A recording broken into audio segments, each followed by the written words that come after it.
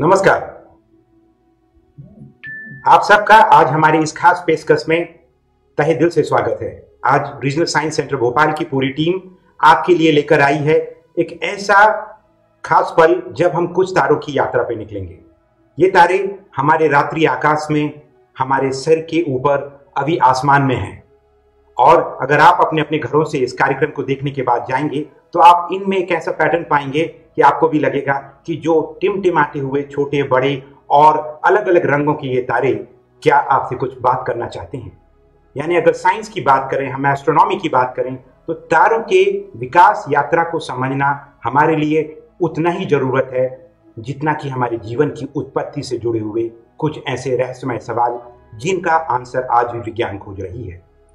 Astronomy के इस यात्रा में हम यानी कि आंचलिक विज्ञान केंद्र भोपाल आज एक खास कार्यक्रम आपके लिए लेके आए हैं, और उसका नाम है आज की शाम तारों के नाम। आज हमारे इस शाम में कुछ ऐसे तारे प्रमुख किरदार के रूप में हमारे साथ उपस्थित हैं जो बहुत ही ब्राइट स्टार की श्रेणी में आने वाले तारों में से कुछ एक हैं, और साथ ही साथ में अगर हम इनको समझ पाएंगे, अगर इनको पहचान पाएंगे, तो इस क्षेत्र में और भी जो स्काई में हमारे तारे हैं उन्हें हम बखूबी से पहचान पाएंगे, और हम जानेंगे इन तारों के साथ साथ कि ये तारे आखिर क्यों हैं यहाँ पर। इनसे हमारे जीवन के उत्पत्ति के बारे में जो प्रश्न जुड़े हुए हैं, क्या ब्रह्मांड की यात्रा को समझना हमारे जीवन की उत्पत्ति को समझने से भी ज्यादा जरूरी है। इस सोलर सिस्टम में जिसमें हम रहते हैं, हमारा खुद का एक तारा है जिसे हम प्यार से सन या सूरज कहते हैं।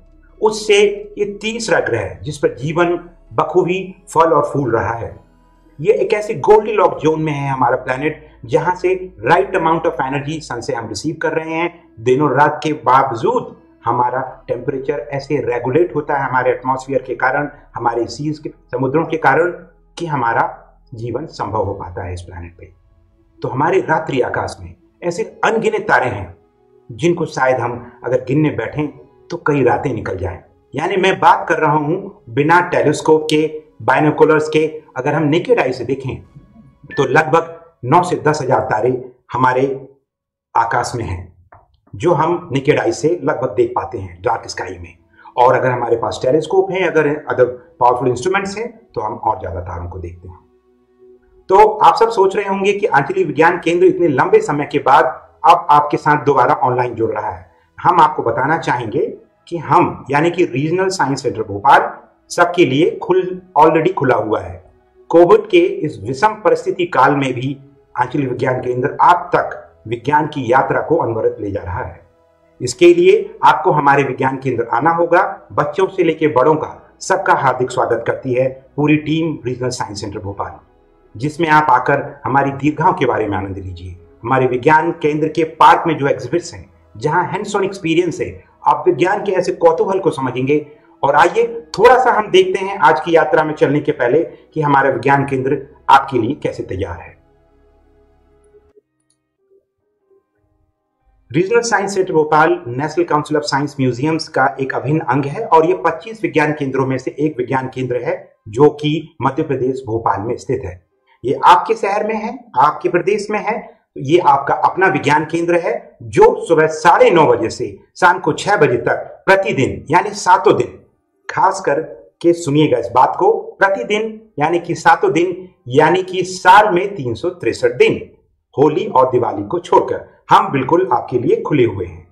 तो आप कभी भी अपनी जिज्ञासा और कौतूहल के लिए अपने बच्चों के साथ, अपने बड़ों के साथ, अपनी फैमिली के साथ बिल्कुल विज्ञान केंद्र की यात्रा करना ना भूलें।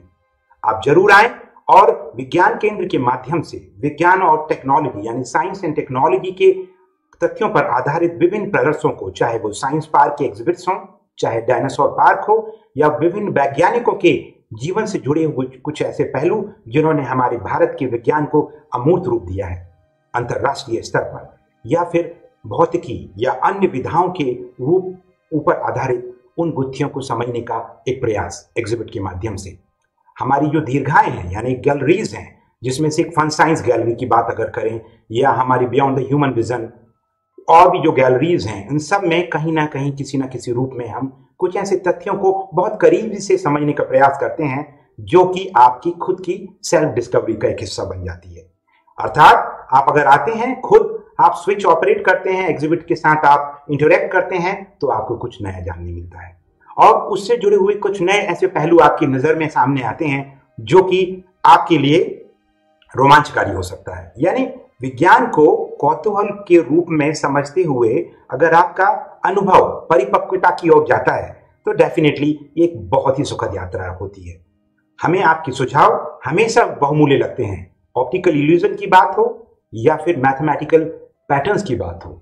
इन सब के लिए आपको एक ही वन स्टॉप सॉल्यूशन है, आपका अपना आंचलिक विज्ञान केंद्र भोपाल, जो कि राष्ट्रीय विज्ञान संग्रहालय परिषद के अधीन एक विज्ञान केंद्र है, मध्य प्रदेश के भोपाल में स्थित है।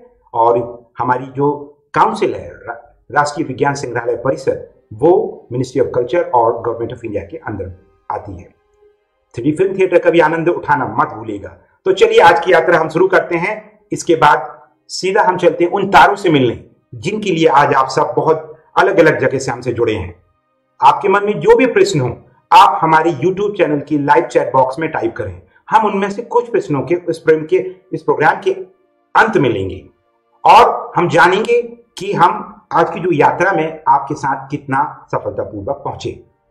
ये हमारा बहुत दिनों बाद एक पहला प्रयास है जहां हम आज ना ग्रहों की बात करेंगे, प्लैनेट्स की, ना हम मून की बात करेंगे नाइट स्काई में। आज हम देखेंगे उन स्टार्स को जो बहुत इंपॉर्टेंट है हमारे ऑब्जर्वेशन स्टडीज के लिए। वो स्टार्स कौन है बहुत जल्दी हम रिवील करने वाले हैं। आप इस एनिमेशन को देख रहे होंगे। इस एनिमेशन में आप देखिए हमारा स्टार सन आपको दिख रहा है। इस स्टार सन के जैसे आप दूर जाते हैं हमारे सोलर सिस्टम से बाहर, तो उसके आसपास के पड़ोस के तारों को आप देख पा रहे होंगे अलग अलग नाम से। ये हम अगर यात्रा के ऐसे स्पेसशिप की कल्पना करें जिससे हम लाइट की स्पीड से चलते हुए हमारे ब्रह्मांड की ये यात्रा करें, हमारी गैलेक्सी में हम बाहर की ओर जाएं, तो आपको ऐसा अनुभव होगा। और अगर उन तारों को आप पहचान पाते हैं तो आप देखेंगे कि आपका सन एक छोटा सा नन्हा मुन्ना स्टार है।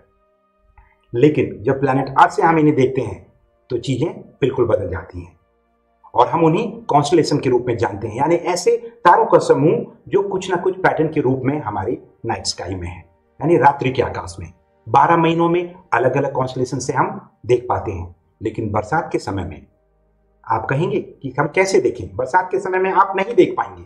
उसका सबसे बड़ा कारण है क्योंकि क्लाउड्स होते हैं, रेनी सीजन है। लेकिन विंटर और समर दो ऐसे खास सीजनों में से एक है जहां आप नाइट स्काई का आनंद ले सकते हैं।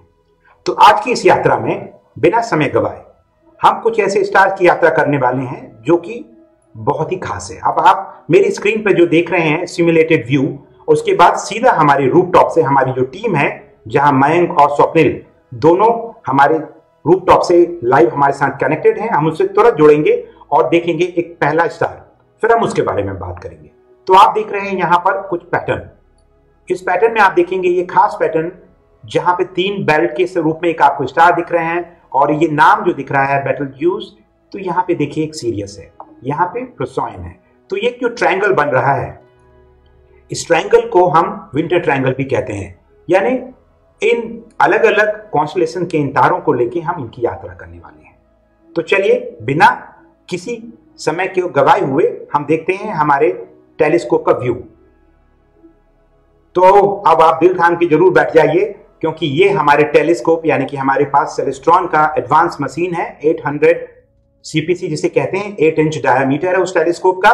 उस टेलीस्कोप का लाइव व्यू अब आप हमारे इस स्क्रीन पे देख पा रहे हैं। जो सिमरिंग हो रही है, जो फ्लिकरिंग हो रही है, ये आप नोटिस कर पा रहे हैं, ये हमारे एटमॉस्फेयर के कारण है। आप कहेंगे कि कमाल की बात है, हम अगर मैं अपने घर में बाहर रात्रि के आकाश को देखता हूं तो तारे बड़े गोल और बहुत ही सर्कुलर जैसे दिखते हैं, यानी कि स्फीयर को बहुत दूर पे आपने प्लेस कर दिया है।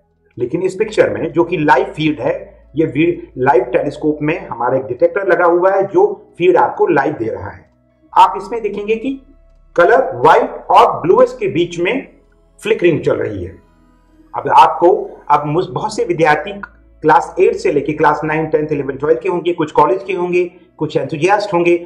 सब लोग, कमाल की बात है कि जो लाइट सीरियस से हमारे टेलीस्कोप तक आ रही है, उस बीच में उसको इतनी लंबी यात्रा तय करनी पड़ रही है कि सीरियस वाकई में सीरियस स्टार है। कैसे? ये ब्राइटेस्ट स्टार है हमारे नाइट स्काई में, क्लोजेस्ट नहीं, ब्राइटेस्ट। तो ब्राइटेस्ट है तो वहां से जो लाइट आ रही है ये लगभग 8.6 लाइट ईयर्स यानी प्रकाश वर्ष दूर है पृथ्वी से। अब हम ऐसी मैथमेटिक्स में नहीं उलझना चाहते कि एक प्रकाश वर्ष कितने किलोमीटर के बाद बराबर होता है, वो आप विद्यार्थियों का काम है पता करना। मैं क्लू दे सकता हूँ, 9 के बाद कुछ डेसिमल वैल्यू के बाद 10 को जब 11 की पावर किलोमीटर के रूप में हम देखेंगे तो एक लाइट ईयर्स को आप तोड़ पाएंगे। और एस्ट्रोनॉमी में और बड़ी डिस्टेंस को पार्सेक और किलो पार्सेक में समझते हैं वो, लेकिन हम यहाँ लाइट ईयर्स की बात करेंगे। प्रकाश यानी प्रकाश को सीरियस से पृथ्वी तक पहुंचने में लगभग 8.6 यानी आप और उसको सिंप्लीफाई करिए, अप्रोक्सीमेशन की बात करें तो लगभग 8 साल से ज्यादा लग जाते हैं। यानी वहां से निकलने वाला प्रकाश की बात अभी करें, जो अभी वहां पे प्रकाश है वो लगभग 8 साल से ज्यादा समय बाद पृथ्वी पे पहुंचेगा। और वर्तमान में जो हम लाइव अभी देख रहे हैं ये प्रकाश लगभग 8.6 साल पहले वहां से निकल चुका था। और कंटिन्यूसली जो फोटॉन्स लाइट के माध्यम से हमारे पास हमारे टेलीस्कोप के माध्यम से सीसीडी पे आ रहे हैं, ये वो उतने पुराने फोटॉन्स हैं। तो है ना कमाल की बात कि टेलीस्कोप को हम टाइम मशीन भी कह सकते हैं। यानी टेलीस्कोप से हम जो भी हमारा यूनिवर्स है, हमारी गैलेक्सीज के स्टार्स हों या हमारी गैलेक्सीज हों, इन सब को हम ये कहना, मैं क्षमा चाहूंगा टेक्निकल ग्लिच के लिए, हम इस सब को हम ये बताना चाहेंगे कि किस तरीके से ये हमारे लिए बहुमूल्य हैं।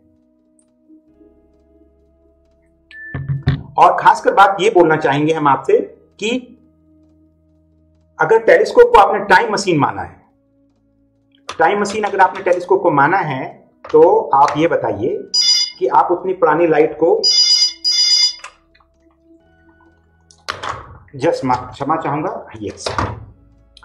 सो अब इस टेलीस्कोप को अगर हम टाइम मशीन मानते हैं तो हम जितने दूर के तारों को देखते हैं लाइट ईयर्स में, तो ये इमेजिन करिए उतने पुराने प्रकाश को हम देख रहे हैं और वहां जो घटना घटित हुई है वो उतने वर्ष बाद हमें पता चल रही है। तो ये सीरियस का इतना विहंगम ब्यूटीफुल इमेज आप सीरियस की देख रहे हैं। इस समय ये हाईली टर्बुलेंट एटमॉस्फेयर होने के कारण आप जो व्यू देख पा रहे हैं, ये व्यू क्या बताता है आपको? ये बताता है कि हमारे एटमॉस्फेयर में along the line of site, जहां से ये नंबर ऑफ फोटॉन्स यानी लाइट आ रही है सीरियस से हमारे डिटेक्टर पर यानी टेलीस्कोप के माध्यम से, वहां पर कितनी बार लाइट रिफ्रैक्ट हो रही है, अपवर्तन हो रहा है। अगर हिंदी में बात करें तो ये अपवर्तन बार बार हो रहा है क्योंकि अलग अलग लेयर्स हैं हमारे एटमॉस्फेयर की। अलग अलग लेयर्स होने के कारण, टेम्परेचर अलग होने के कारण, ये लाइट जब ट्रेवल करती है तो हमने मीडियम चेंज कर रही है, रेयरर डेंसर, रेयरर डेंसर, उसके कारण बार बार आपको ये बात बड़ी गुत्थी के रूप में आपको लगती होगी कि तारे टिमटिमाते हैं, ग्रह नहीं टिमटिमाते। ये प्रश्न बहुत से लोगों को कई वर्षों से परेशान करता आ रहा है, लेकिन उसका कमाल की बात यह है कि तारे पॉइंट सोर्स हैं, यानी एक पॉइंट ऑब्जेक्ट की तरह हैं। इतने बड़े टेलीस्कोप के बावजूद भी हम उनको बड़ा करके नहीं देख सकते हैं, वो इतने विशाल दूरी पर है हमसे। इमेजिन करिए अगर प्लैनेट होता है तो मार्स आप देख पाते, जुपिटर के आप बैंड भी देख पाते हैं हमारे टेलीस्कोप से, पर इससे ऐसा नहीं कर पा रहे हैं। तो अगर आप देखेंगे, हम अब टेलीस्कोप से जो हमारा व्यू है और स्टेलेरियम में एक सिमुलेशन में मैं आपको दिखाता हूं कि सीरियस की अगर बात करें तो सीरियस किस तरीके का स्टार है।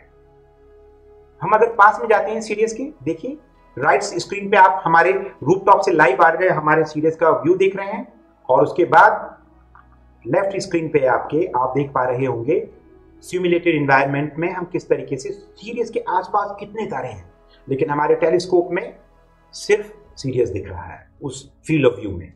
कारण क्योंकि जो तारे हैं ये और भी दूर हैं। जितना बड़ा हम डायमीटर का टेलीस्कोप यूज करेंगे, हमारा 8 इंच डायमीटर है, उतना फील्ड ऑफ व्यू हम नैरो कर सकते हैं और पॉइंट कर सकते हैं उन ऑब्जेक्ट्स के ऊपर। तो चलिए अब इस कहानी में हम सीरियस को टेलीस्कोप व्यू के साथ कंपेयर करते हैं, यानी एक ऐसी इमेज लेते हैं जो कि पावरफुल टेलीस्कोप्स के द्वारा NASA and European space agency के तत्वाधान में खींची गई है। आप राइट साइड में देख रहे हैं और लेफ्ट साइड में हमारे टेलीस्कोप का व्यू देख रहे हैं आप, जिसमें सीरियस विजिबल है।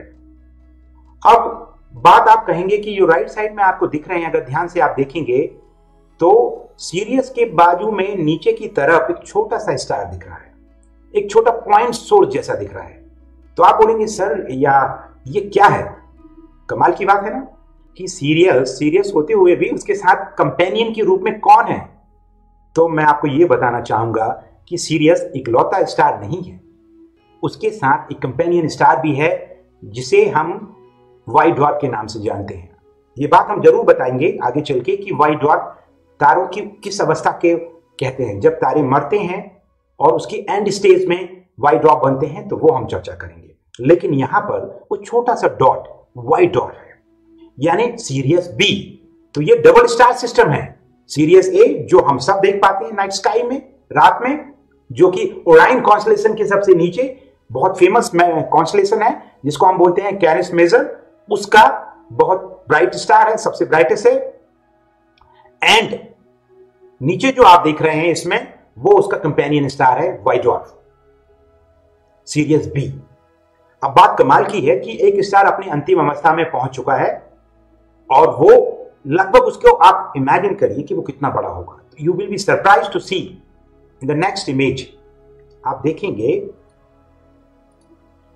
अगर हम सीरियस को आप देखेंगे इस इमेज में, राइट से आपकी स्क्रीन पे राइट साइड में जो मेन इमेज थी पहले वाली स्क्रीन से, आप इमेजिन करिए कि वो बड़ा सीरियस जो बहुत ब्राइट है और वो जो सर्कुलर रिंग्स दिख रही हैं और जो क्रॉस वायर जैसी फीलिंग आ रही है, ये एक्चुअल में ये स्टार के कारण नहीं है, ये सीसीडी डिवाइस के कारण है।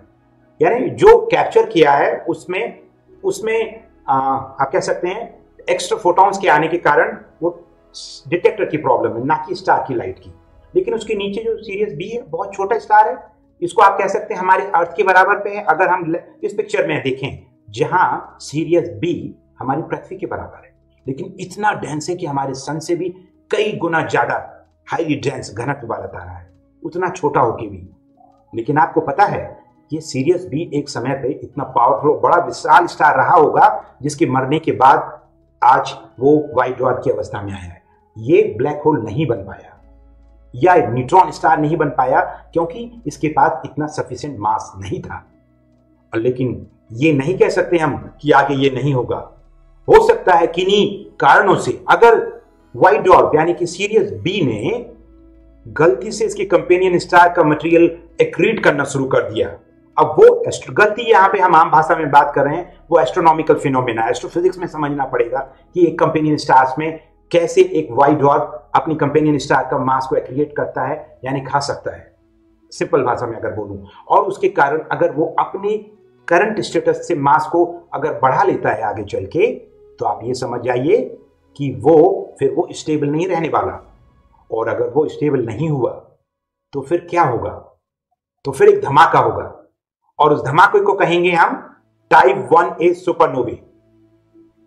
और कमाल की बात है, अगर ऐसी अवस्था इसमें आती है, अगर ऐसा होता है हमेशा अमूमन जब भी, तो इससे जो लाइट निकलती है उसकी ब्राइटनेस को हम स्टैंडर्ड कैंडल के रूप में इस्तेमाल करते हैं। यानी जितने भी एस्ट्रोनॉमर्स हैं, यानी जो एस्ट्रोफिजिसिस्ट इन्वॉल्व है रिसर्च में, वो इसे as a standard candle light की तरह इस्तेमाल करते हैं हमारे यूनिवर्स में, हमारी गैलेक्सी में हो या दूसरी गैलेक्सीज में। ये स्टैंडर्ड है।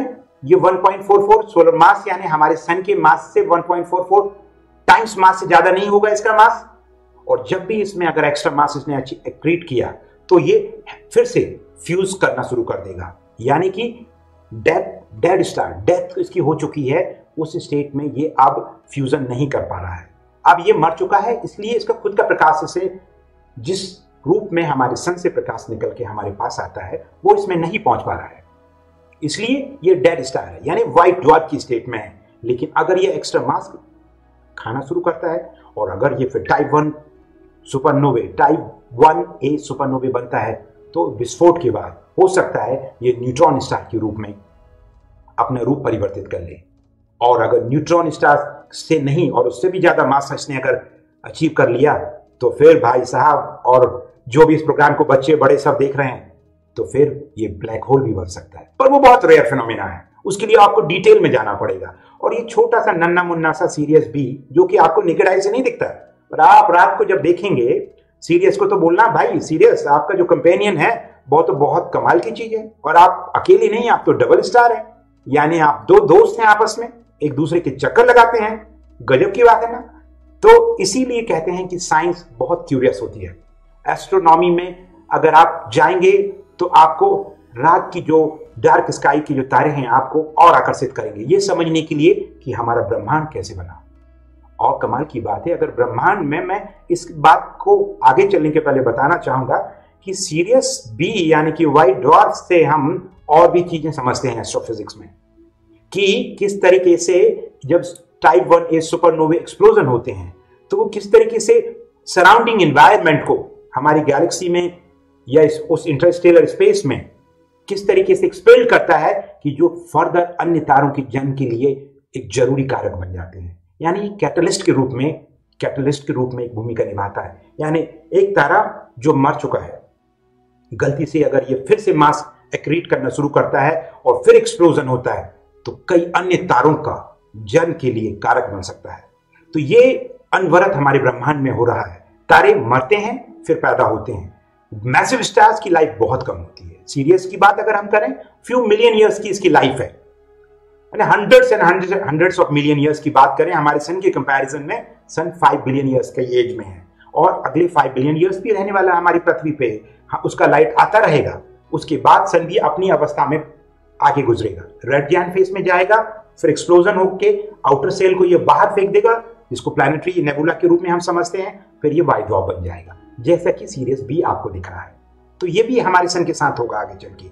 लेकिन जब सीरियस बी यानी कि व्हाइट ड्वार्फ एक्सप्लोड होता है तो वो फर्दर एक्सपांशन को समझने में हेल्प करता है। ये थोड़ा सा क्लिष्ट है, मैं यहाँ पे ज्यादा चर्चा नहीं करूंगा, हो सकते छोटे बच्चे भी हमारे साथ जुड़े हों, कि ये इतना जबरदस्त एक्सप्लोजन होता है कि आसपास की मिलियन लाइट ईयर्स के आसपास एनवायरनमेंट को ये प्रभावित कर सकता है और फिर नए तारों के जन्म के लिए ये अपना बहुमूल्य रोल प्ले कर सकता है।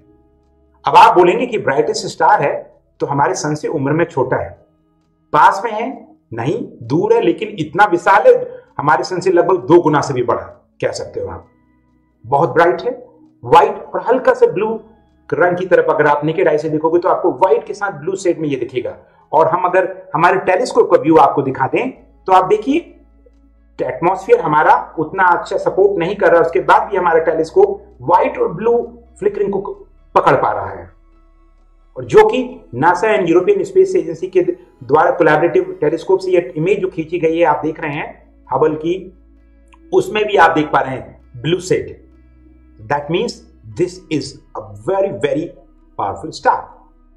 तो तारों की बात हम कर रहे हैं, अब आगे हम जाएंगे। उसके पहले मैं, जब हम आगे प्रोसाइन की तरफ निकलेंगे, अभी नहीं निकल रहे हैं, मैं रूफटॉप टीम को बोलना चाहूंगा, अभी हम सीरियस पे ही बने रहना चाहते हैं, क्यों हमारी कहानी का प्रमुख हीरो है ये पूरा का पूरा। तो तारों के जन्म को समझना बहुत जरूरी है। गुत्थी को अगर आपको सुलझाना है कि कैसे सीरियस अर्थ के बारे में हम बात कर रहे थे, कैसे सीरियस बी यानी व्हाइट ड्वार्फ के रूप में सहयोग करता है। हाँ, आप सब लोग अपने घर से बाहर निकल के प्रोग्राम खत्म होने के बाद, और अगर जो लोग अभी मोबाइल से हमारे साथ जुड़े हैं अपने अपने घरों से, तो अगर आप जाके अपनी छत से अपने बाहर से देखेंगे तो ऊपर आपको बहुत ब्राइट स्टार दिखेगा, और वो ब्राइट स्टार कुछ और स्टार नहीं है, वो सीरियस है, जो ओराइन के सबसे नीचे की तरफ, जिसे डॉग स्टार भी कहा जाता है, यानी ओराइन दी हंटर, वेरी फेमस कॉन्स्टलेशन। उस कॉन्स्टलेशन को अगर आपने, हंटर एक हिंदी में काल पुरुष कहते हैं जैसे, उसका एक डॉग स्टार है ये। यानी अगर एक जो हंटर होता है, तीरंदाज, आप देखते हैं जंगलों में जब निकलते हैं उनके साथ 1-2 कुत्ते साथ में लेके चलते हैं सेफ्टी के लिए, तो वही ये पैटर्न इमेजिन किया है ग्रीक सिविलाइजेशन के बाद से, तब से इस कॉन्स्टलेशन को ओराइन दी हंटर हम कहते हैं। तो ये सीरियस हो गया, सीरियस के बारे में हमने समझा। और आप समझिए तारे छोटे और बड़े होते हैं, हमारा सन बहुत नन्हा मुन्ना सा स्टार है, इससे भी विशाल कई मिलियन टाइम्स बड़े तारे हैं हमारी गैलेक्सी में, हमारी अन्य गैलेक्सीज में, हमारे यूनिवर्स में। हमारे वर्ड को हम बार बार इस बार इसलिए कह रहे हैं, हम सबका है ये, इट बिलोंग्स टू एवरीवन।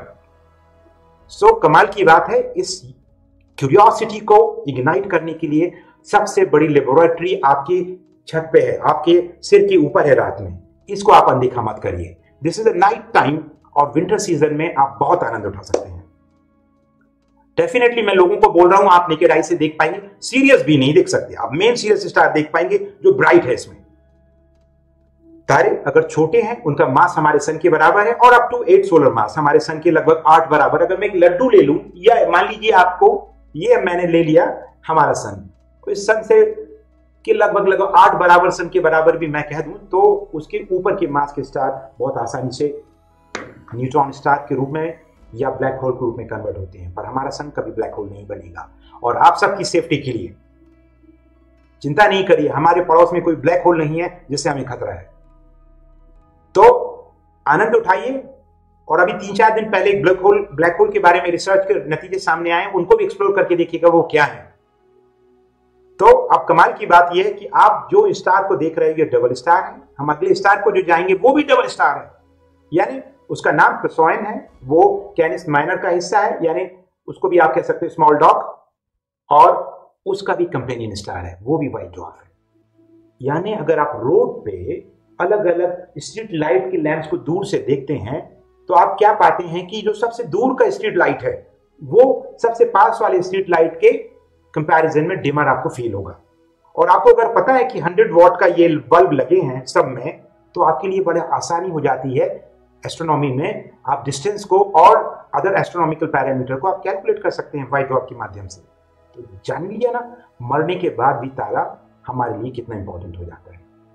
और हम जैसे कि इस प्रोग्राम में आप सब हमसे जुड़े हैं तो बताना चाहूंगा कि कोई स्टार ब्लैक होल बनता है, उसकी एक लिमिट डिसाइड की थी हमारे भारतीय मूल के शिकागो यूनिवर्सिटी में जाके काम करने वाले साइंटिस्ट, वैज्ञानिक और विश्व प्रसिद्ध वैज्ञानिक जिन्हें बोलेंगे, जिनको 83 में नोबेल प्राइज भी मिला अपने एस्ट्रोनॉमिकल कॉन्ट्रीब्यूशन के लिए, सुब्रमण्यम चंद्रशेखर जी। उन्हीं के नाम पर चंद्रशेखर लिमिट है। उन्होंने अपनी संघर्ष भरी यात्रा में इंडिया से यूके से अमेरिका में काम किया और एस्ट्रोनॉमी की ये जिज्ञासा उनको आगे तक ले गई। और उन्होंने तारों के ब्लैक होल में बनने के लिए भी बहुत काम किया है। तो जो बच्चे इस प्रोग्राम को देख रहे हैं ये जरूर समझें, ये चमकीले तारे आपकी लेबोरेटरी के वो छोटे छोटे टूल्स हैं जिन्हें आप पैटर्न ड्रॉ कर सकते हैं इमेजिनेशन के रूप में, और उन पैटर्न्स के बेसिस पे आप सीख सकते हैं। अलग अलग कलर्स भी हैं, तो आप पता कर पाएंगे कि जो मैसिव स्टार हैं उनके कलर क्या है, जो अपनी डेथ स्टेज में है वो ऑरेंज और रेड कलर की तरफ जाते हैं। रेड जायंट फेस में जो है, अभी हम एक तारे को देखेंगे हमारे टेलीस्कोप व्यू में तो आपको पता चलेगा कि वो कौन सा तारा है। तो मैं हमारी रूफटॉप टीम को बोलना चाहूंगा कि चलिए अब हमारे प्रोसॉइन को इस फील्ड ऑफ व्यू में लाइए। रूफटॉप टीम, स्वप्निल एंड मैं, जब तक वो इस फील्ड ऑफ व्यू में लेके आ रहे हैं हम बात करेंगे कि अगर खूब मैसिव बहुत पावरफुल बड़ा स्टार है उसकी डेथ जल्दी होती है, वो इतना लंबा जीवन काल नहीं देख पाता जितना कि हमारा सन देखता है। और तारे बहुत छोटे होते हैं तो बहुत लंबे समय तक जी पाते हैं, क्योंकि हैवियर सन से भी हजार लाखों करोड़ों गुना कोई तारा होता है तो उसके अंदर का जो फ्यूजन रिएक्शन प्रोसेस है वो बहुत फास्ट काम करती है और वो हैवियर एलिमेंट में फ्यूज होते होते बहुत जल्दी अपनी लाइफ जीता है। और रेड जायंट के बाद एक्सप्लोजन होता है सुपरनोवा के रूप में, एक ऐसी फिनोमिना, अगर वो डे टाइम में कोई स्टार मरे, अगर वो बहुत ही पावरफुल स्टार है, बहुत विशाल, तो हमें दिन के वक्त भी रोशनी में आकाश में दिखेगा उसका प्रकाश स्टार के रूप में, है ना कमाल की बात। तो आप देख सकते हैं कि वो डेथ जब होती है सुपरनोवा के फॉर्म में और फिर उसके बाद वो न्यूट्रॉन स्टार या फिर ब्लैक होल में कन्वर्ट होता है। हमारी गैलेक्सी के सेंटर में भी, और लगभग ये माना जाता है कि लगभग हर गैलेक्सी के सेंटर में सुपरमैसिव ब्लैक होल्स हैं। क्या इन ब्लैक होल्स का हमारी गैलेक्सी की विकास यात्रा में या जन्म से लेके मरण अवस्था तक में कोई योगदान है?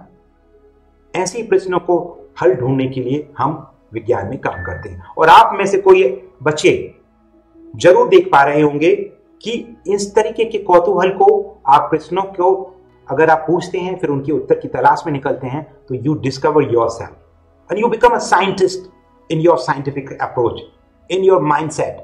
Your analytical mind goes more deeper and reveals something which is very well established concept with new perspective। तो ये जो बात है बारीकी से समझने की। अब देखिए हमारे फील्ड ऑफ व्यू में हमारी रूफटॉप टीम एक नया स्टार लेके आई है, यानी विंटर ट्रायंगल का ये दूसरा तारा है। और इसमें भी देखिए कहीं भी आपको ऑरेंज और हल्का सी भी रेड फीलिंग नहीं आ रही है। मुझसे लोग पूछ सकते हैं कि ये इतनी फ्लिकरिंग क्यों कर रहा है, इतना आप जो टिमटिमाते हुए तारे की बात सुनते हैं ना, तो ये देखिए हमारा एटमॉस्फेयर से जो एटमॉस्फेयर में डिस्टर्बेंस है उसके कारण इससे आने वाली लाइट बहुत बार रिफ्लेक्ट हो रही है, यानी अपवर्तन हो रहा है उसका हम तक पहुंचने में। इसलिए इतना फ्लिकरिंग दिख रहा है, वो सर्कुलर नहीं दिख रहा हमारे टेलीस्कोप व्यू में। राइट साइड में एक प्रोफेशनली अमेच्योर एस्ट्रोनॉमर, आप कह सकते हैं प्रोफेशनल एस्ट्रोनॉमर, उनकी एक इमेज है जिन्होंने खींचा है प्रोसाइन को, जो कि आप देख रहे हैं। मैंने बोला था ये कैनिस माइनर का एक स्टार है, स्मॉल डॉग आप कह सकते हैं उसे, और उसकी इमेज में देखिए, और लेफ्ट में हमारा रीजनल साइंस सेंटर भोपाल के टेलीस्कोप का लाइव व्यू है ना। कमाल की बात कि आप उस तारे को देख रहे हैं जो आपसे लगभग 11.46 यानी 11.46 लाइट ईयर्स दूर है। इतनी पुरानी लाइट को आप देख रहे हैं। कमाल की बात, हम तो पहले भी कर रहे थे, 8.6 सीरियस के केस में था, यानी आप लगभग 8.5 साल पुरानी लाइट देख रहे थे। अब आप देख रहे हैं 11.46, लगभग 11.5 प्रकाश वर्ष दूर है, यानी उतनी पुरानी लाइट आप देख रहे हैं। ये चीजें उसमें घटित हो चुकी हैं जो अब हम देख रहे हैं। अभी उसके साथ जो हो रहा है वो लगभग 11 साल बाद कोई फिर से टेलीस्कोप से ऑब्जर्व करेगा। जो बच्चे अभी फर्स्ट, सेकंड, थर्ड, फोर्थ में हैं, वो आप इमेजिन करिए वो स्कूल पास आउट कर लेंगे, तब वो उनकी उस समय वो आज की लाइट को देख पाएंगे। जो बच्चे अभी कॉलेज में हैं वो पढ़ के सेटल हो गए होंगे, साइंटिस्ट बन गए होंगे, डिस्कवर कर रहे होंगे, और पता नहीं किन क्षेत्रों में वो अपना कंट्रीब्यूट कर रहे होंगे। मैं आप सबसे फिर से एक बार कहूंगा कि आप हमारी चैनल को, यूट्यूब चैनल को जरूर सब्सक्राइब करिए एंड बेल आइकॉन को जरूर आप प्रेस करिए, ताकि हमारे कार्यक्रम जब भी कुछ लाइव होते हैं आप हमसे जुड़ सकें।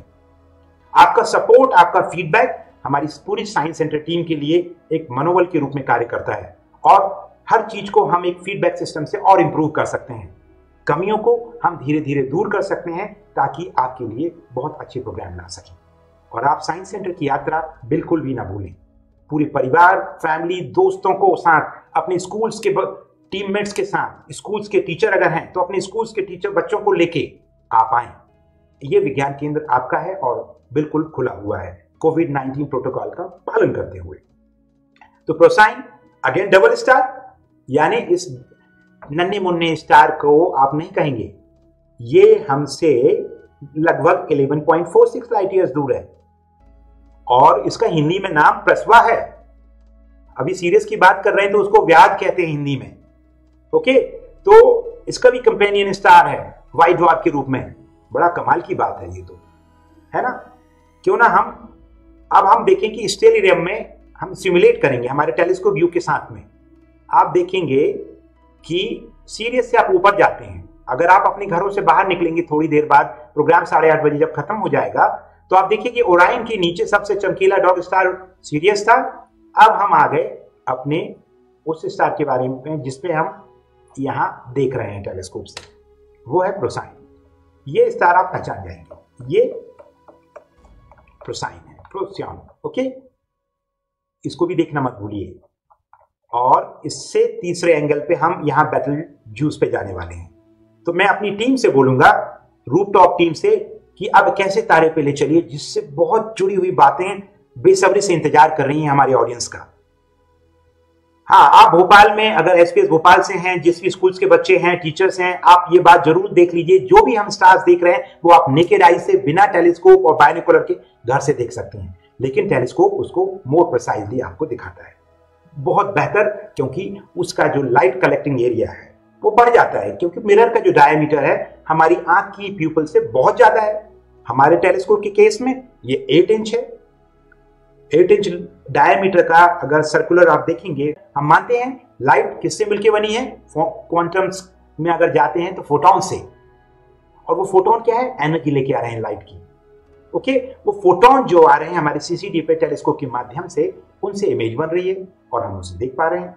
मैं मेरी टीम से जानना चाहूंगा, क्या हम ओराइन के बैटल जूस पे चले गए हैं कि जाने वाले हैं? जाने वाले।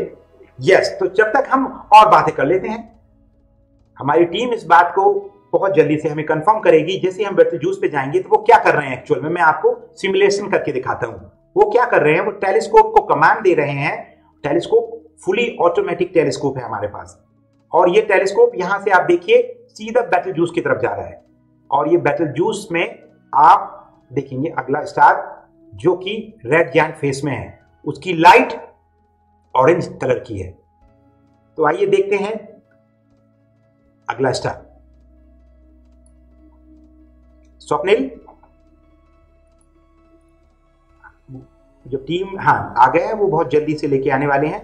तब तक हम बैटल जूस की यात्रा करने के लिए देखते हैं कि बैटल जूस को जूम करके हम उस एनिमेशन को देखते हैं जिस एनिमेशन को बहुत बड़े रूप में यूरोपियन स्पेस सदर्न ऑब्जर्वेटरी ने तैयार किया है उनकी टीम के साथ मिलकर। आप इसमें देखेंगे कि बैटल जूस जो है उसको जूम करते हुए बैटल जूस के पास जा रहे हैं। This is right shoulder star of Orion constellation.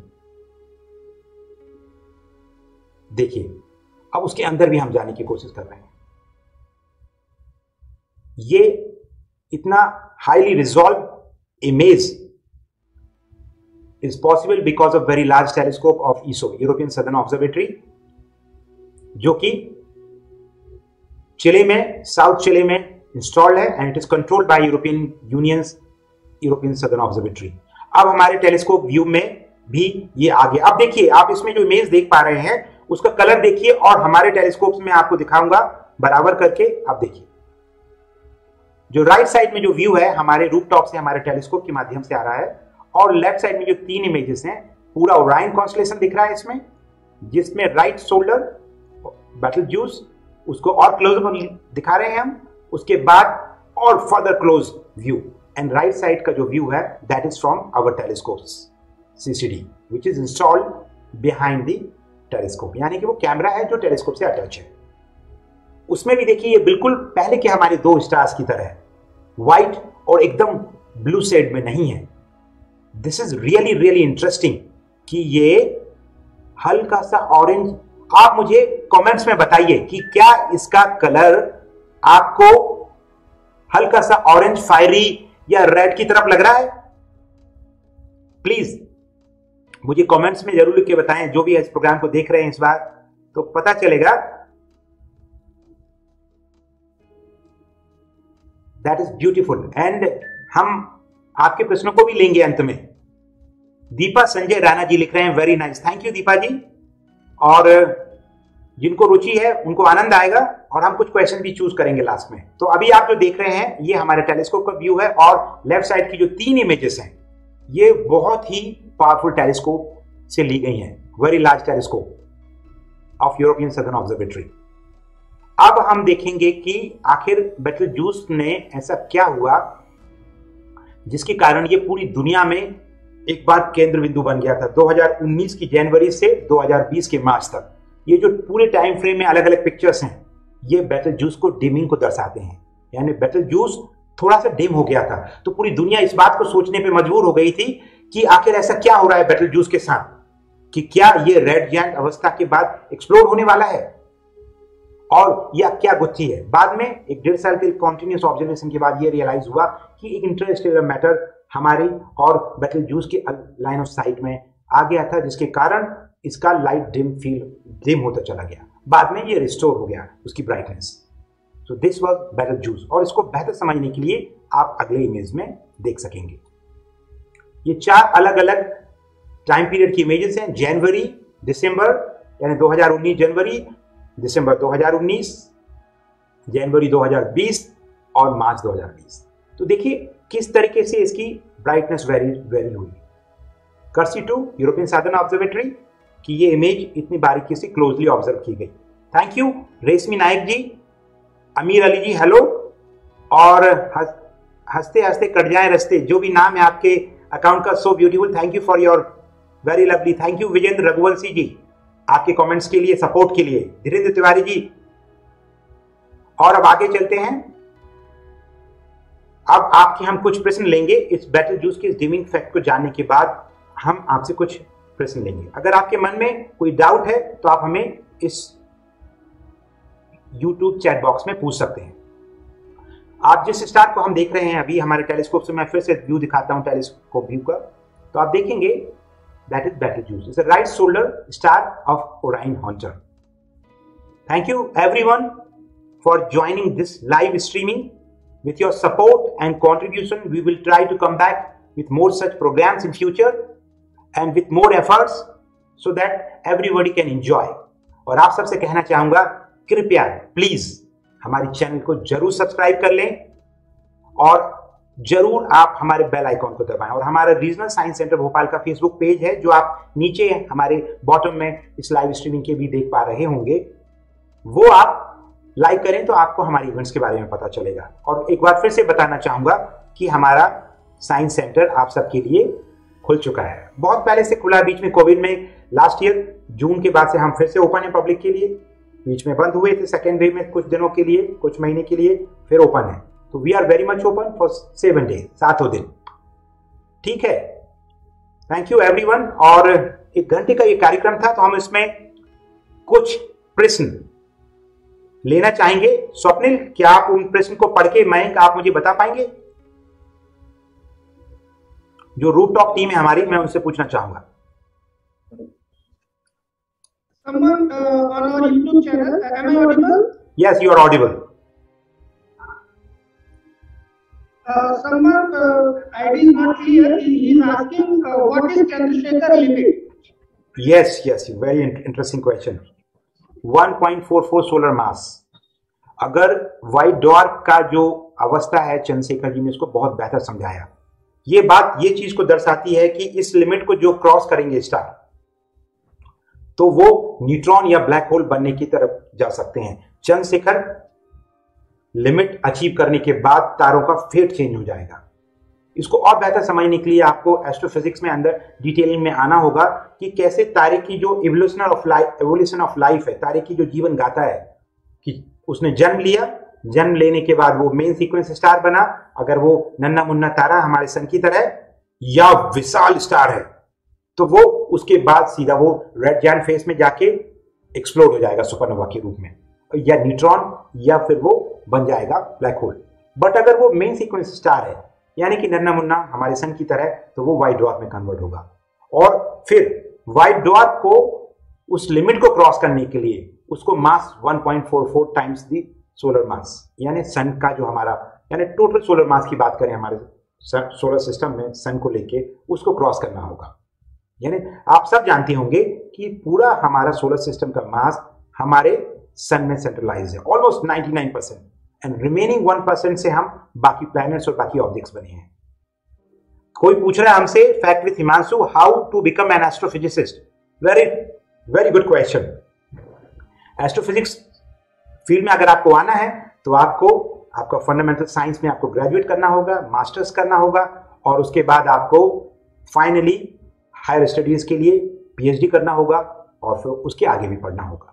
फिर किसी भी रिसर्च इंस्टीट्यूट को आप ज्वाइन कर पाएंगे जो इस फील्ड में काम करते हैं। इंडिया में भी बहुत सारे बहुत प्रख्यात संस्थान हैं और इंटरनेशनली भी हैं। हमारे भारत में Tata institute of fundamental research, IUCAA, Indian institute of astrophysics purely dedicated for astrophysics, IUCAA inter university centre for astronomy and astrophysics Pune, और भी संस्थान हैं जो एस्ट्रोफिजिक्स की फील्ड में काम करते हैं। आईआईसी बेंगलोर में भी डिपार्टमेंट है, बाकी अलग अलग आईआईटीज में भी वो डिपार्टमेंट धीरे धीरे आ रहे हैं, और साइंटिस्ट अलग अलग लेवल पे एस्ट्रोनॉमर और एस्ट्रोफिजिसिस्ट काम कर रहे हैं। एरीज है हमारे नैनीताल में, और मैं धीरे धीरे, और हमारे इंडिया में भी बहुत बड़े टेलीस्कोप्स हमारे पास हैं, ग्राउंड बेस्ड टेलीस्कोप्स 3.6 मीटर तक के हमारे पास देवास्थल में उत्तराखंड में इंस्टॉल है, which is being monitored by ARIES, Aryabhatta research institute जो है।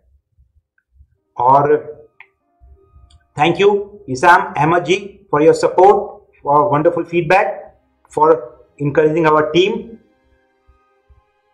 स्टार के सेंटर में कोर होती है जहां पे एक्चुअल में न्यूक्लियर फ्यूजन होता है। हमसे ये बात कौन पूछ रहा है?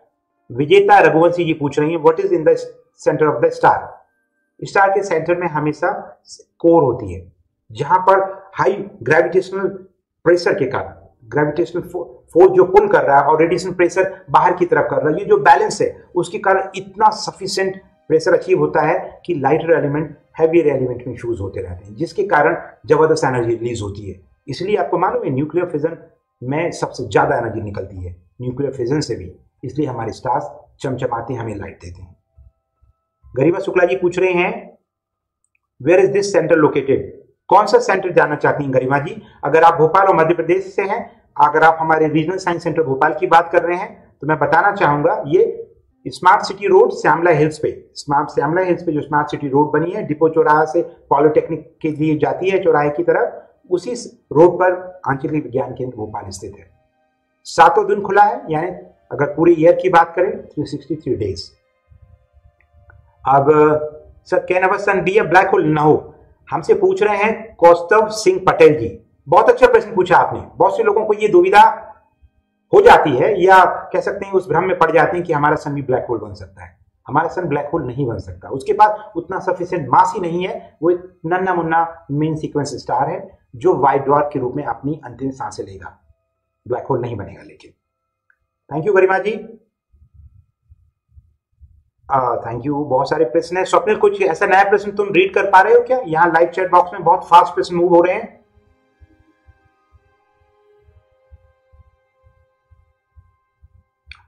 सैयद उसैद हसीम पूछ रहे हैं what is the black hole? Black hole क्या है? जब कोई बहुत मैसिव स्टार अपनी जीवन के यात्रा में एक्सप्लोड होकर रेड जायंट फेज से गुजरते हुए एक्सप्लोड होता है सुपरनोवा की फॉर्म में, फिर वो न्यूट्रॉन स्टार बनता है और फर्दर उससे भी छोटा स्टार, यानी उससे भी हाईली डेंस होके स्टार की वो अवस्था में इतनी इमेंस ग्रेविटी की स्टेट में पहुंच जाता है कि कोई भी लाइट भी नहीं बच सकती। उसके अंदर जो भी चीज जाएंगी वो कभी वापस नहीं आती। Even light can not come back, even light can not escape, यानी इमेंस ग्रेविटी। ब्लैक होल मतलब कोई एम्प्टी स्पेस नहीं है या ब्लैक कलर, यानी कोई चीज वहां से आती नहीं है।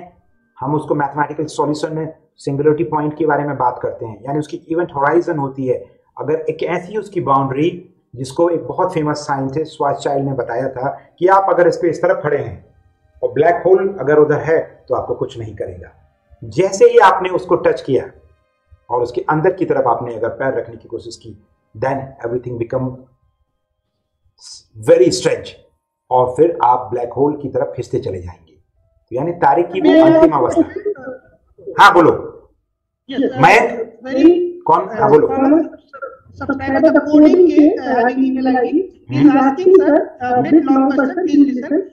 Sir, as we can see that the color of our star sun is considered to be a little orange, and Sirius and other stars are visible in images in white color. What exactly makes this difference? Basically, he is asking about the colors of different stars. ये बात बहुत अच्छी बात है और इसको समझने के लिए बहुत सरल रूप से बताना चाहेंगे कि स्टार्स किस अवस्था में है और कितना बड़ा है, उसके हिसाब से वो जो कलर इमिट करता है वो हमारे, जैसे आप देखेंगे आप नेकेड आई से ऑरेंज, रेडिश ऑरेंज की तरफ आप देखेंगे बेटल ज्यूस को, राइजर जो है अगर ओराइन में हम नहीं दिखा रहे हैं, आप उसको शार्प ब्लू जैसा फील देखेंगे। ओराइन कॉन्स्टलेशन में उसके लेफ्ट लेग का जो स्टार है राइजल, अगर आप देखेंगे वो ब्लू दिखेगा। हमने देखा सीरियल व्हाइट और हल्का सा ब्लू उसमें सेट था। हमारा सन दिखता जरूर है हल्का सा yellow from planet earth because of atmosphere. अगर आप स्पेस से देखेंगे, अगर आप एस्ट्रोनॉट से पूछेंगे जो इंटरनेशनल स्पेस स्टेशन से कभी सन की इमेज लिए हैं या इनडायरेक्ट ऑब्जर्वेशन हुआ है, तो व्हाइट दिखेगा एकदम। कारण यह है कि स्टार को अगर आप प्लॉट करके उस ऐसे डायग्राम में फिट करते हैं जिसे दो बहुत फेमस साइंटिस्ट ने समझाने का प्रयत्न किया था और बखूबी उन्हें एक्सप्लेन किया, जिसे एचआर डायग्राम कहते हैं, हर्ट्ज़बर्ग रसेल एचआर डायग्राम। उसमें उनके मास और ब्राइटनेस के आधार पर उनका लोकेशन होती है। जो व्हाइट ड्वार्फ की position, heavy blue giant, main sequence star, इसलिए उनके अलग अलग कलर होते हैं क्योंकि वो उस रंग, उस अवस्था में होते हैं, वो कलर इमिट कर, उस पर्टिकुलर वेवलेंथ में वो चीजें इमिट करते हैं। आई होप स्वप्निल मैंने उनके क्वेश्चन का आंसर देने का प्रयास किया। Yes sir, yes. हाँ, विटामिन डी के बारे में पूछ रहे हैं। कोविड काल में विटामिन डी बहुत इंपॉर्टेंट लगता है लोगों को, पर आप ध्यान रखिए हमारा विज्ञान केंद्र बिल्कुल खुला है, आप जरूर आए कोविड-19 प्रोटोकॉल का पालन करते हुए। तारामंडल हमारा जो है अभी फिलहाल में बंद है, बहुत जल्दी खुलेगा। कोई हमसे पूछ रहा है, धीरेन्द्र तिवारी जी। बाकी साइंस सेंटर पूरा खुला है, तारामंडल इनक्लोज स्पेस है इसलिए, लेकिन बहुत जल्दी वो सब स्थितियां सुधरती हैं तो वो भी ओपन हो जाएगा। और कोई क्वेश्चन है आपको जो लग रहा है Swapnil? Swapnil, question I would like to, yes sir, one question I would like to ask. Darshil Joshi is continuously asking sir, why is neutron star's mass more than sun's mass? हाँ, अब बात डेंसिटी की है। आप उसको इतना कंप्रेस कर दिए हैं और अगर आप एस्ट्रोफिजिक्स में डिटेल में जाके उसके बारे में समझना चाहेंगे तो आप देखेंगे वो स्टेबल कैसे हो पाता है। जब उसका एक्सप्लोजन होता है सुपरनोवा, उसके बाद बचा हुआ जो रिमेनेंट फर्दर कॉन्ट्रैक्ट होता है और उसके बाद एक ऐसी अवस्था में पहुंचता है कि उसको होल्ड करने के लिए न्यूट्रॉन प्रेशर के कारण वो मेंटेन रख पाता है न्यूट्रॉन्स की बदौलत अपनी स्टेट, और फर्दर अगर कोलैप्स होता है तो वो ब्लैक होल में कन्वर्ट हो जाता है। और न्यूट्रॉन स्टार बहुत पावरफुल स्टार होते हैं, वो मैग्नेट्रॉन भी हो सकते हैं, इमेंस मैग्नेटिक फील्ड भी होती है उनके पास।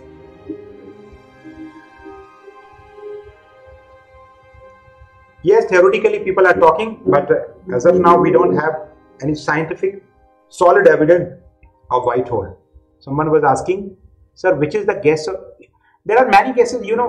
और सबसे कमाल की बात, आप और हम, ये पृथ्वी और पूरा ब्रह्मांड और ये सारा जहान जिससे भी बना है वो सन या स्टार्स से निकलने वाले मटेरियल से ही बना है। हम कह सकते हैं we are made of stellar dust, यानी हम स्टेलर डस्ट से बने हुए व्यक्ति, हार्ड मास का इंसान कह दो, ऑब्जेक्ट कह दो, जो भी एलिमेंट हम पीरियोडिक टेबल में पढ़ते हैं उनमें से मैक्सिमम एलिमेंट हमारे जो लैब में प्रोड्यूस हमने प्लैनेट अर्थ पे नहीं किए हैं वो सब हमारे स्टेलर नर्सरी से निकले हुए हैं। और पूरी ब्रह्मांड में, पूरी यूनिवर्स में सबसे ज्यादा कोई एलिमेंट है तो वो है हाइड्रोजन, फिर जो फ्यूज होके हीलियम बनता है और फिर बाकी के हैवियर एलिमेंट्स फॉर्म होते हैं। And this fusion process only takes place in the core of stars. इसलिए ये एक ऐसी भट्टी है जहां से हैवियर एलिमेंट्स पैदा होते हैं। बहुत सारे स्टार्स हैं। प्रसाद देशकर जी पूछ रहे हैं ऐसे, which star has more mass than sun? There are millions and millions and millions of stars जिनका मास हमारे सन से भी कहीं ज्यादा है, बहुत ज्यादा है। कोई ब्लैक होल पूछ रहा है फिर से, हमने इस बार प्रश्न को लिया था। स्वप्निल, कोई नया प्रश्न आप देख पा रहे हैं जो मैं नहीं देख पा रहा हूं? Yes sir. Thank you Pranav Shri ji, आपके सपोर्ट के लिए। धीरेन्द्र तिवारी जी बहुत बहुत धन्यवाद। Sir someone Himanshu is asking, नहीं स्वप्निल, मैं एक मिनट धीरेन्द्र तिवारी जी के प्रश्न का आंसर देना चाहूंगा। Sir, can we see planet from telescope also? Yes definitely. आज नहीं पॉसिबल है, this show is exclusively for stars, but आप हमारे साइंस सेंटर विजिट करेंगे, इवनिंग में आप देखेंगे, खासकर वीकेंड पर तो अमूमन आप पाएंगे हम नाइट स्काई ऑब्जर्वेशन, यानी इवनिंग में हम स्काई ऑब्जर्वेशन शो करते हैं 5:30 से। तो आप आएंगे तो उस समय जो भी सेलेस्टियल ऑब्जेक्ट हमारे नाइट स्काई में होंगे, वो प्लैनेट होंगे या मून होगा, आपको देखने मिलेगा। तो 5:30 से 6:30 के आसपास 7 बजे तक के बीच में। स्वप्निल कुछ, हाँ बोलिए स्वप्निल, आपका प्रश्न ले लेते हैं। Facts with Himanshu, he is asking, sir, we know that light is the fastest thing, but how can our universe expand faster than that? Oh my God, who said universe is expanding beyond the speed of light? I think वो थोड़े से confuse हैं। कमाल की बात है कि Edwin Hubble बहुत जाने माने प्रख्यात वैज्ञानिक एस्ट्रोनॉमर रहे हैं, जिनके नाम पे हबल टेलीस्कोप रखा है अमेरिकन नासा स्पेस एजेंसी ने, जो कि सक्सेसफुल टेलीस्कोप रहा है हिस्टोरिकली। अभी भी वो ऑर्बिट में है लेकिन अपनी अंतिम अवस्था में है। उसका रिप्लेसमेंट अब ऑलरेडी लॉन्च हो चुका है और अपनी जगह पे पहुंच गया है, and it's getting prepared for first light in the month of July और August this year. That is known as James Webb space telescope, यानी कि जेम्स वेब स्पेस टेलीस्कोप, जो ब्रह्मांड की उत्पत्ति से जुड़े हुए बहुत पेचीदा सवालों को हल करने के लिए भेजा गया है। सबसे powerful space telescope in the human history. But आपने बोला, आप जो चीजें पूछ रहे हैं उस बात को मैं ये समझाना चाहूंगा कि तारों से हमें बहुत कुछ सीखने मिलता है। तारों को हम अलग अलग स्टार्स को, अलग अलग स्टेज को हम समझते हैं तो हमें हमारे इवोल्यूशन प्रोसेस को समझने मिलता है कि कैसे तारे बनते हैं, तारों की अलग अलग अवस्था, इनका लाइफ टाइम इतने बिलियन मिलियन और बिलियन ईयर्स होता है कि हमारी ह्यूमन लाइफ टाइम के कंपैरिजन में ये कुछ भी नहीं है। इवन एंटायर ह्यूमन स्पीसीज की बात करें तो हम क्या करते हैं, एक सेम वही कॉन्सेप्ट है कि अगर एक बहुत बड़ा एलिफेंट है, वो डार्क है, जगह में खड़ा है, हमें नहीं पता कितना बड़ा, तो हम अलग अलग टेलीस्कोप्स को अलग अलग वेवलेंथ में हम स्टडी कर रहे हैं और हम एक एक पैच को जोड़ के हम पूरे पिक्चर को समझने की कोशिश कर रहे हैं। अब बात कर रहे हैं आप एक्सेलरेशन की, यूनिवर्स एक्सपेंशन की, तो वो बहुत ही स्पीड के साथ हो रहा है। 1930 के बाद पता चला कि गैलेक्सी हमसे दूर जा रही हैं। ये एडविन हबल के ऑब्जर्वेशन से पता चला, जो कि बाद में अल्बर्ट आइंस्टाइन ने उस बात को बहुत गंभीरता से लिया और उनकी जो एक थ्योरी थी, जो उनका कांस्टेंट था, उसमें उन्हें बदलाव किया, जिसको उन्हें अपनी ब्लंडर भी कहा बाद में चल के। तो आप देखेंगे कि किस तरीके से रेट ऑफ एक्सपेंशन हमारे यूनिवर्स को दूर ले जा रहा है, यानी हम दूर जा रहे हैं एक दूसरों से। और ये माना जाता है कि आज से फ्यूचर में कई बिलियन ईयर्स बाद ये स्टेट आ जाएगी कि अगर उस समय भी अगर प्लैनेट अर्थ पे लाइफ जीव संभावना पॉसिबिलिटी बनी रहेगी, हम रह रहे होंगे हमारे सोलर सिस्टम में, मल्टी प्लैनेटरी स्पीसीज अगर बन भी गए होंगे, दूसरे प्लैनेट्स पे या स्पेस में रह रहे होंगे, हो सकता है उस समय आपको स्काई में कुछ ना दिखे, क्योंकि इतने दूर चले जाएंगे ये सब चीजें कि इनसे लाइट हम तक पहुंच ही नहीं पाएगी। इवन लोकल ग्रुप जिसे कहते हैं हमारे जो वर्गो क्लस्टर्स ऑफ गैलेक्सीज हैं, यानी जो क्लस्टर्स है गैलेक्सीज का, वो भी हमसे इतने दूर चला जाएगा। तो हमें लगेगा, और उस समय अगर कोई सभ्यता दोबारा विकसित होती है या नया पैराडाइम शिफ्ट के बाद एक नई लाइफ फॉर्म जन्म लेती है, उसको पता ही नहीं होगा ब्रह्मांड इतनी लंबी यात्रा करके आया है और ये आगे निकल गया है। तो जो इसी गुत्थी को समझने के लिए साइंस की फील्ड में डार्क एनर्जी और डार्क मैटर दो ऐसे पहलू हैं जिन पे बहुत गहन रिसर्च चल रही है। अभी जो भी ब्रह्मांड हम देखते हैं, जिसे विजिबल मैटर से जो बना है, जिसे हम देख पाते हैं अलग अलग स्पेक्ट्रम में, हमारे इलेक्ट्रोमैग्नेटिक स्पेक्ट्रम के अलग अलग वेवलेंथ के आप देखेंगे सेगमेंट्स में, तो आपको पता चलेगा कि पूरा ब्रह्मांड लगभग 5% विजुअल मैटर से बना है, लगभग।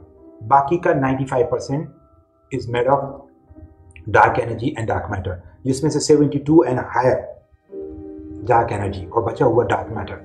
तो डार्क मैटर और डार्क एनर्जी की बुद्धि बहुत ही रोमांचक है, और हायर स्टडीज में आप जो यंग जनरेशन इस प्रोग्राम को विजिट कर रहे हैं, देख रहे हैं, वो जरूर आगे जाके इस फील्ड में भी कंट्रीब्यूट कर सकते हैं। Yes, Dhirendra Tiwari ji, centre is open on every day except Holi and Diwali, यानी होली और दिवाली को छोड़ के 363 दिन 9:30 से 6, अंतिम टिकट 5:30 तक मिलती है, यानी आपको 9:30 से 5:30 के बीच में आना है, आप आ सकते हैं। स्वप्निल, मुझे लगता है ऑपरेशन समाप्त हुए। हाँ, कोई पूछ रहा है व्हाई डिड चंद्रयान 2 फेल। ये कहना तो बड़ा, हाँ, वो आपके प्रश्न को उत्तर देने में आनंद तो आएगा, लेकिन आप सैनिटाइजेशन के साथ इमोटिकॉन शेयर कर रहे हैं, thank you. We need sanitiser, definitely we are following protocols of कोविड-19।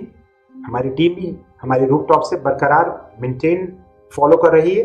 लेकिन चंद्रयान 2 फेल क्यों हुआ, ये इसरो बहुत बखूबी से समझाएगा, लेकिन जो थोड़ा सा साइंटिफिक अंडरस्टैंडिंग है उसके बारे में मैं बताना चाहूंगा कि जो लैंडर था विक्रम, जब वो 2.1 किलोमीटर ही ऊपर साउथ पोल के रह गया था टचडाउन के पहले, उस समय हार्ड ब्रेकिंग एक ऐसा कॉन्सेप्ट है, सॉफ्ट ब्रेकिंग, हार्ड ब्रेकिंग, यानी आपको डीएक्सिलरेट करना है उसको, ताकि वो बहुत ज्यादा वेलोसिटी के साथ हिट ना करे सरफेस को। ऐसा माना जाता है कि वो हार्ड ब्रेकिंग सिस्टम में कुछ फेलियर होने के बदौलत या और भी कुछ टेक्निकल इंजीनियरिंग बातें रही हैं, जिसके कारण सफिशिएंटली कंट्रोल्ड ब्रेकिंग नहीं हो पाने से उसका स्पीड कम नहीं हुआ और वो कोलाइड हो गया सरफेस से, यानी वो लैंड सॉफ्टली ना होके it crashed on the surface of the moon on south pole. लेकिन बी रेडी, बहुत जल्दी आने वाले महीनों में अगर सब कुछ सही रहा तो इसी वर्ष और may be next year Chandrayaan 3 भी अपकमिंग मिशन है। So we hope for the best for our Indian space program. Doctor Vikram Sarabhai, जिन्हें हम father of Indian space programme कहते हैं, उनकी बदौलत और भाभा द ग्रेट साइंटिस्ट, इन लोगों के कारण आज भारत न्यूक्लियर साइंस में, स्पेस में जहां भी है, we are thankful to such great personalities.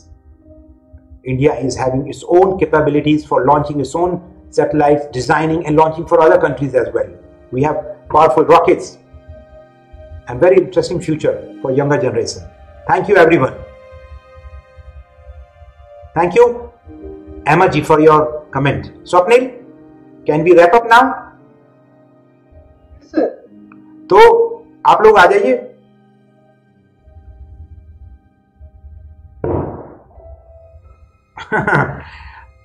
अद्वितीय महाजन जी बोल रही हैं, क्या हम राइजल देख सकते हैं? ये तो स्वप्निल, आप सुन पा रहे हो मेरी बात? यस सर, सुन पा रहा हूं। क्या कोशिश कर सकते हैं हम एक डिमांड पूरी कर दें हमारे इंपॉर्टेंट विजिटर्स की? I will try sir. Okay, So let us see how Swapnil can do it. Or Mayank from the rooftop. जब तक वो लेके आ रहे हैं वो क्या करने वाले हैं, और उसके बाद हम इस प्रोग्राम को क्लोज करेंगे।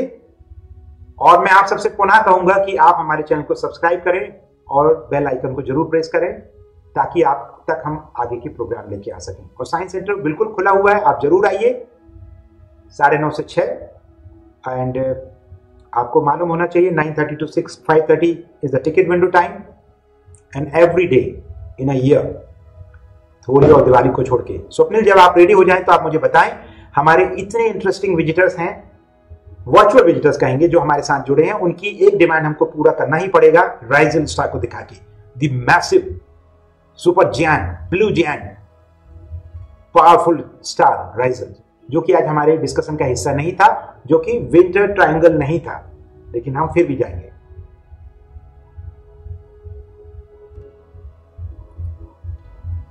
जैसे ही हम हमारे टेलीस्कोप व्यू में लेके आएंगे, ये है, तो हम आपको जरूर दिखाएंगे। आप राइजल की बात कर रहे हैं, ये है राइजल। सिमुलेट करके मैं आपको दिखाना चाहूंगा। आप देखेंगे ओराइन कॉन्स्टलेशन में उसके लेफ्ट लेग जो ब्राइट स्टार है, दैट इज नोन एज राइजल। और आप यहां पे राइजल को देख पा रहे हैं।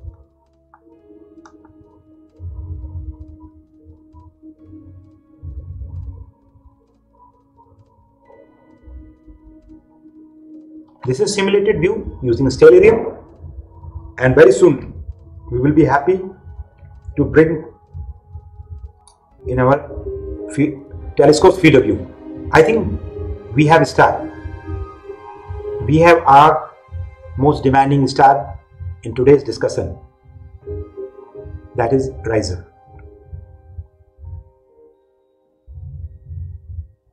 यस, कोई पूछ रहा है हमसे, रश्मि नायक जी पूछ रही है what is the life span of sun.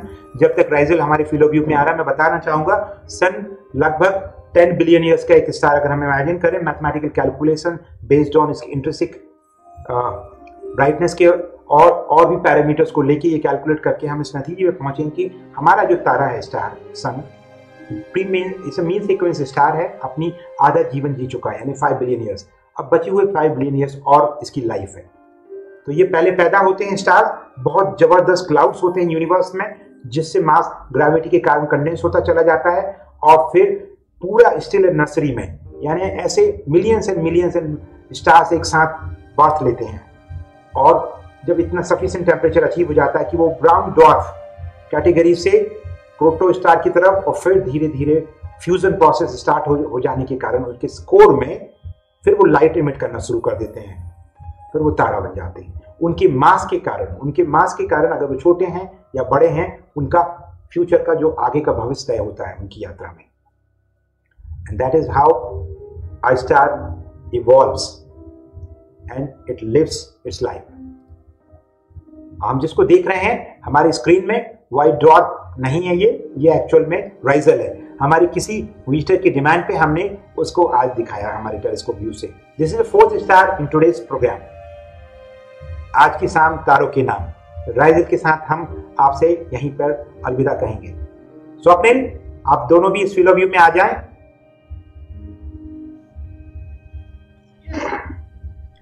Prasad ji, white hole is a theoretical concept. Still we don't know exactly, and I will frankly tell you that to get an idea about white hole, you need to go in deeper understanding of black hole concept. And as of now, I can't comment on that because that is not my area of interest as well. But your curiosity is really, really inspiring. So please continue and try to, nobody is asking wormhole. Find out wormhole, black hole, white hole. This is very interesting proposition for encouraging your curiosity. Yes, आप दोनों पूरे नहीं देख पा रहे हैं, थोड़ा सा नीचा होना पड़ेगा as discussed. So हमारी टीम आप देख रहे हैं रूफटॉप से।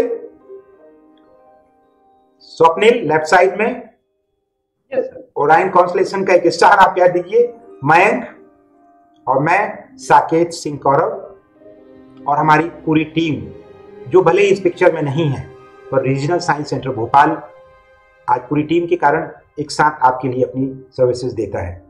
इसी नोट पर हम आज के इस बहुमूल्य क्षणों को यहीं पर समाप्त करेंगे, क्योंकि time is ever expanding but finite on planet Earth, because we are going to live a finite life. So on this note, good night, शुभ रात्रि। और जाते जाते दोबारा कहेंगे कि क्या कहेंगे स्वप्निल, हम सबको क्या करना पड़ेगा? Like करें, please do like our YouTube channel so that you can get all the updates, and also subscribe our YouTube channel. Thank you. So see you soon. आप विजिट करिए साइंस सेंटर और आप हमारे एस्टीम्ड विजिटर्स हैं। इसी note पे आपको शुभ रात्रि और एक्सप्लोर करिए हमारे ब्रह्मांड को। तब तक के लिए धन्यवाद, नमस्कार।